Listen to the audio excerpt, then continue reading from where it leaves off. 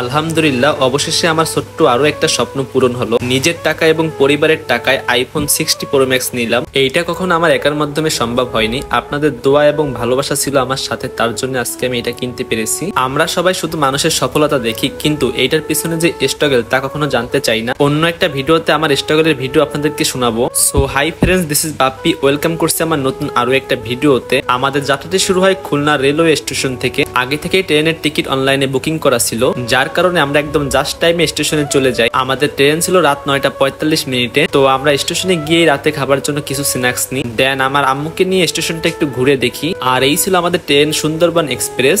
বসা sitting space গুলো ছিল খুবই সুন্দর এবং আরামদায়ক। আমরা নিয়েছিলাম শোভন চেয়ার, যার ভাড়া নিয়েছিল জনপ্রতি 600 টাকা করে। যাই হোক, তো মনে হচ্ছিল কোনো গন্তব্যহীন পথে রাতের অন্ধকারে ট্রেন ছুটে চলছে। আর এইদিকে আমার আম্মুর অনেক দিনের একটা ইচ্ছা ছিল ট্রেনে করে লং ট্যুর দিবে, সেই স্বপ্নটাও পূরণ হলো আলহামদুলিল্লাহ। যাই হোক, তো আমাদের ঢাকা পৌঁছতে একদম সকাল হয়ে যায়। ট্রেন থেকে কমলাপুর স্টেশনে নেমে চলে যাই পাশের একটা হোটেলে সকালের নাস্তা করার জন্য। নাস্তায় ছিল পরোটা এবং ডিম ভাজি। এইখান থেকে খাওয়া দাওয়া শেষ করে চলে যাই স্টেশনের সামনে মেইন রোডে। দেন এইখানে আমার ছোট ভাই রিফাত আমার জন্য গাড়ি নিয়ে ওয়েট করতেছিল।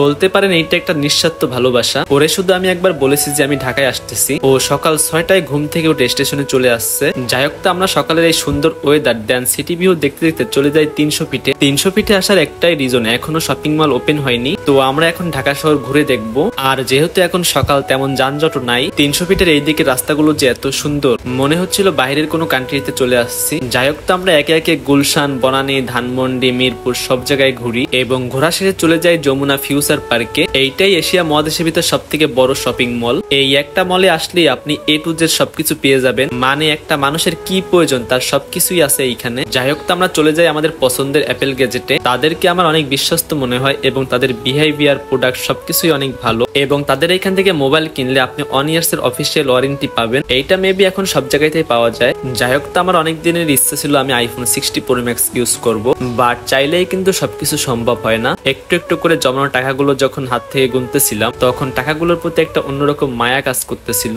যেটা কখনো ক্যামেরার সামনে বোঝানো সম্ভব না। এইদিকে আমার ব্যাংক অ্যাকাউন্ট গুলো থেকেও সব টাকাগুলো নিয়ে যাচ্ছিল। যাই হোক, ব্যাপার না, কিছু পাইতে হলে কিছু দিতে হবে, এইটাই নিয়ম। আমি নিয়েছিলাম iPhone 60 pro max Australia variant 256 GB, যার প্রাইস ছিল 1,47,000 টাকা। সাথে নিয়েছিলাম এইখান থেকে একটা ব্যাক কভার, যার প্রাইস নিয়েছিল 1800 টাকা এবং একটা চার্জার, যার প্রাইস নিয়েছিল 3000 টাকা। মোবাইলের ডিটেলস এখন আপনাদেরকে বলা সম্ভব নয়, কিছুদিন ইউজ করে তখন আপনাদেরকে আরেকটা ভিডিও দিব। তো সবশেষে আপনাদেরকে একটা কথাই বলি, আপনারা আমার জন্য দোয়া করবেন। আর যারা কিনা আমার পিছনে বসে সমালোচনা করেন, তাদেরকে একটা কথাই বলি, সমালোচনা বাদ দিয়ে কাজ করেন, একদিন আপনারা আমার মতো সফল হবেন। আজকের ভিডিওটা আমি এই পর্যন্ত রাখতেছি, দেখা হবে পরবর্তী ভিডিওতে। আল্লাহ হাফেজ।